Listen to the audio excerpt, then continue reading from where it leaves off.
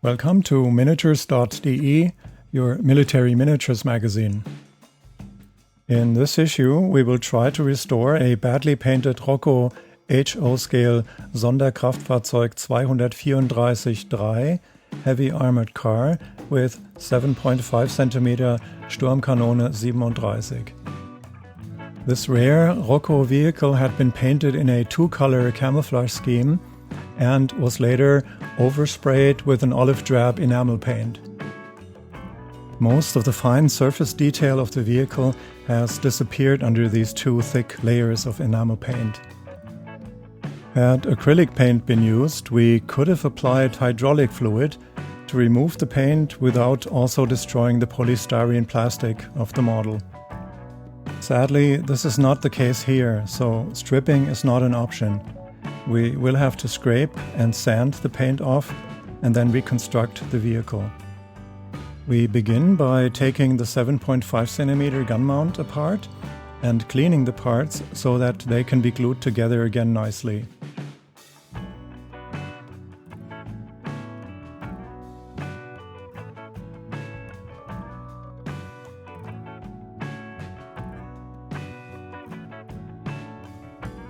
ROCO models are sold partially assembled, but they often show flash and mold lines which need to be removed prior to painting.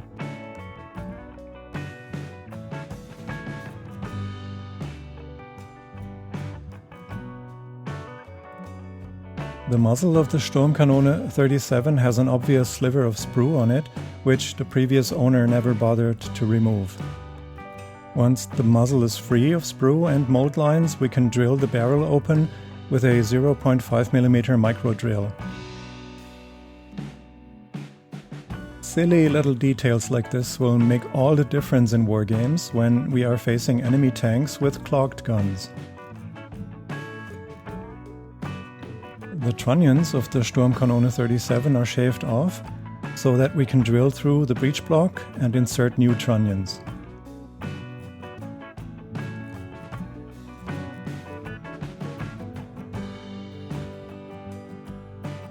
The brackets of the gun mount are drilled open and glued together, making sure that they are perfectly aligned.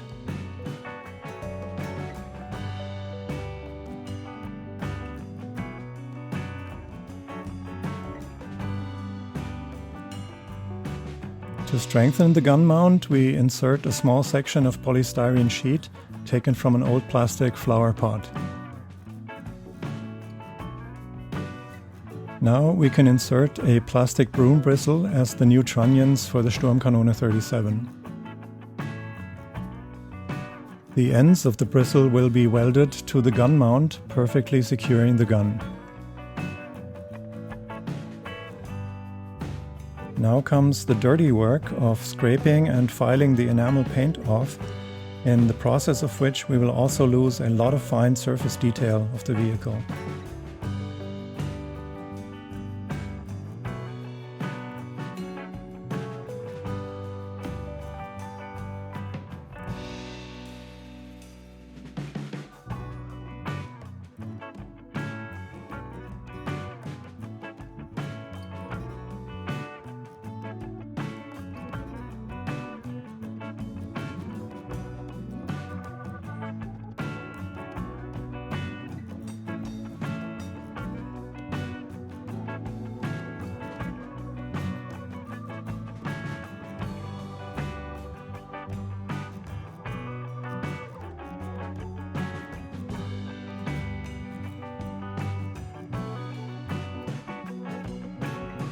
The hull and chassis of ROCO snap-together vehicles are held together by unrealistic tabs which need to be trimmed.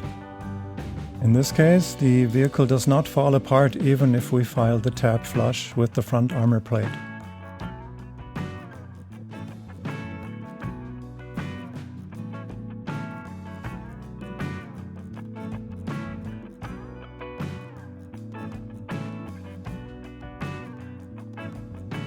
Once we've trimmed this tab in the rear armor plate, we can properly mount the spare wheel and hide any damage.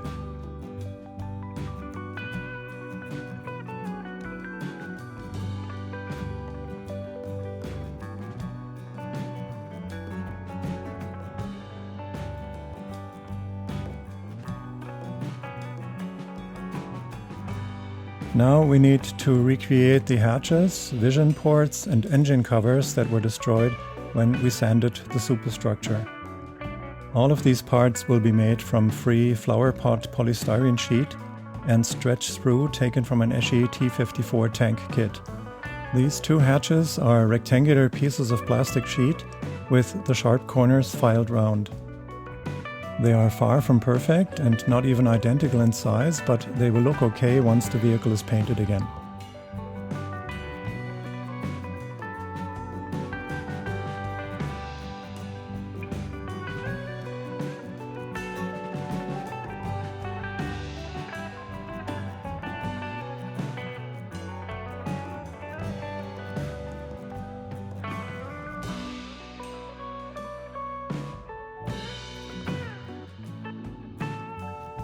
The engine hatches were cut as one piece of plastic and then split down the middle to make them as symmetrical as possible.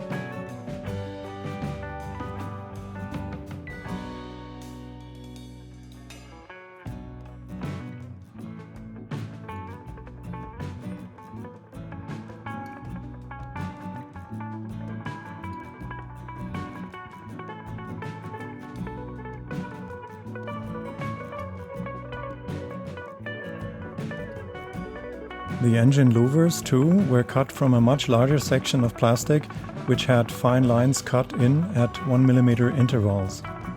If anything had gone wrong, we would have had enough of this engraved material left over to cut out more louvers. The louvers on the original ROCO vehicle had a hairline frame around them, which we won't bother to recreate here. Clearly, this reconstruction is a botch job, unlikely to win any prestigious modeling awards.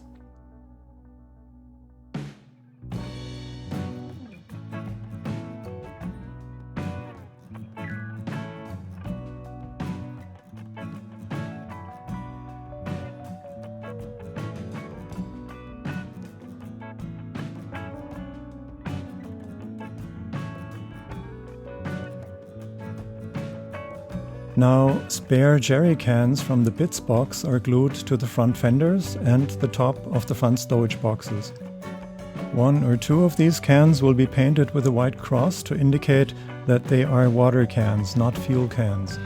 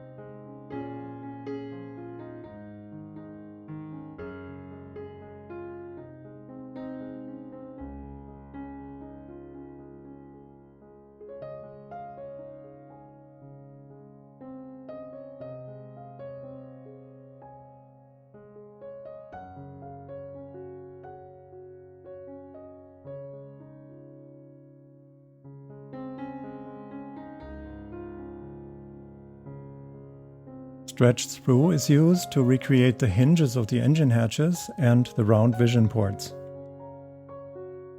Measuring and cutting these tiny parts precisely is a real nightmare, so we don't. We just eyeball it and chop up enough sprue so that we can be sure to get at least a half dozen parts of the correct length for this job.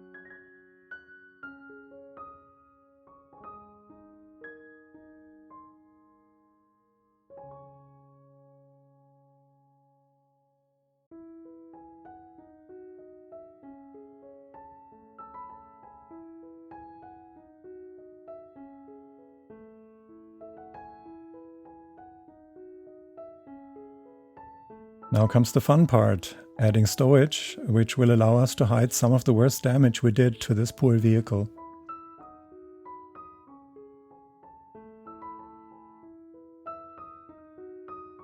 Using a sharp blade or a modeling tool, we can shape the sausage of milliput into the likeness of a rolled tarpaulin.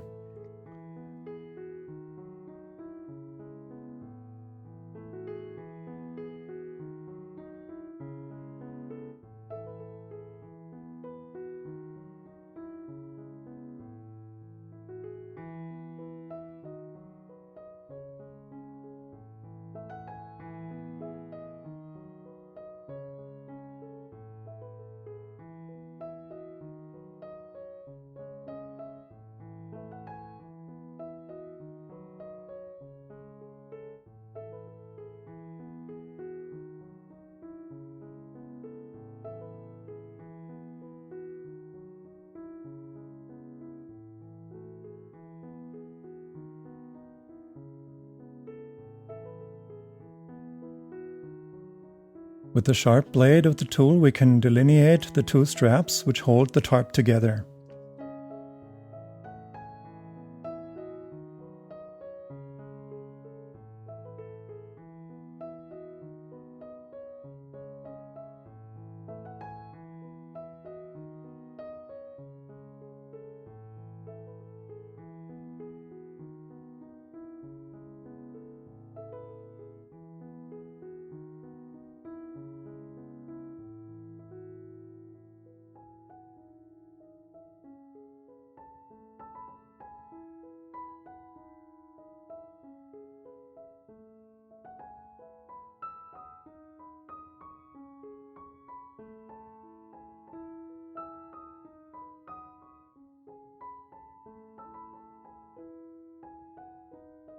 Using the rounded end of the tool, we press folds into the tarp until it looks convincing enough.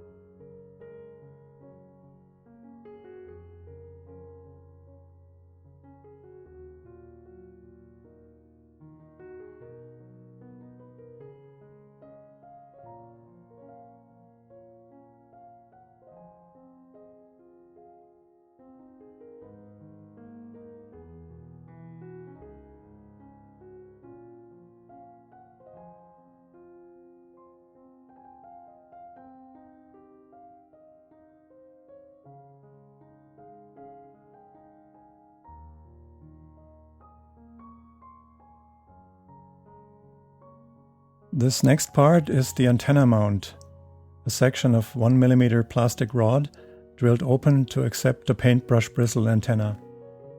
Tiny parts like this one are difficult to attach to the vehicle because the surface to be glued is so small.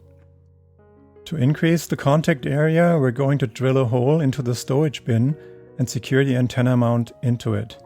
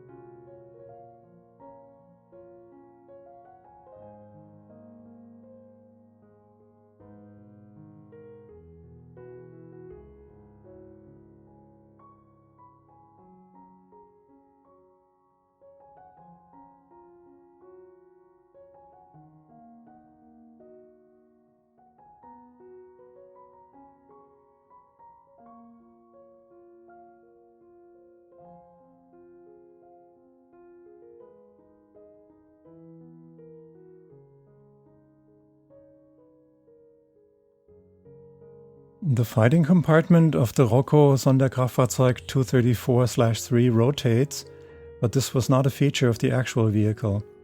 To fix the error, we're going to glue the pseudo turret in place permanently.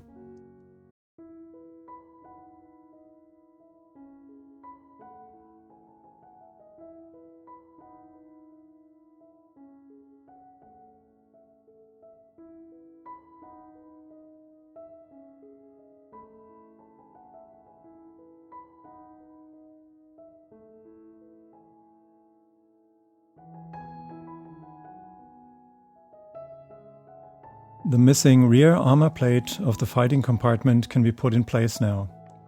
Notice that the reverse driver's vision port is on the wrong side of the fighting compartment's rear wall. It should be on the starboard side of the vehicle. ROCO got that wrong, and we should have checked our sources before replicating the mistake.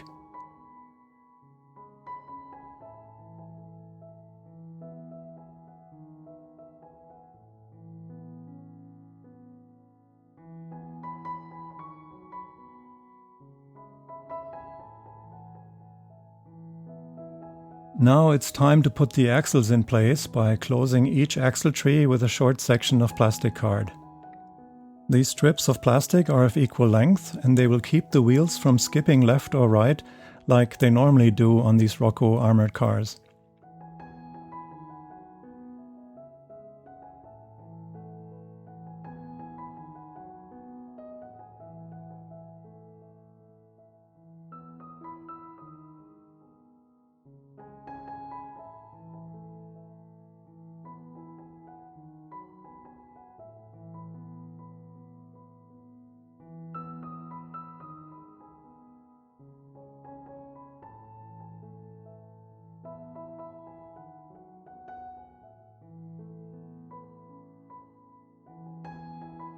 While we're at it, we might as well close the holes in the floor with rectangular sections of plastic card.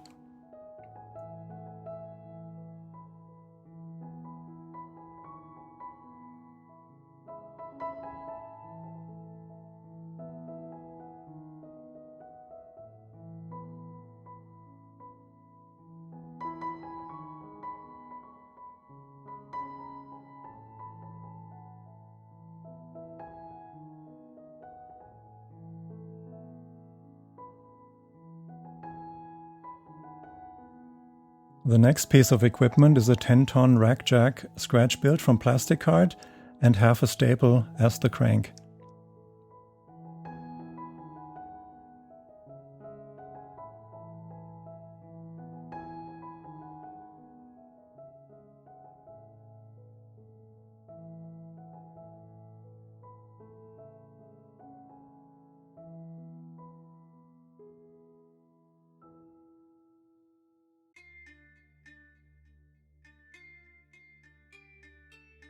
Finally, the front bumper is placed onto square plastic card extensions glued to the lower edge of each fender.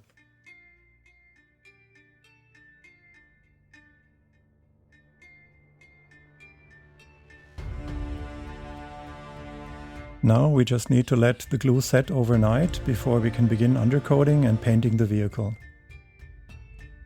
Thank you for watching. For more information, you're welcome to visit our website at miniatures.de.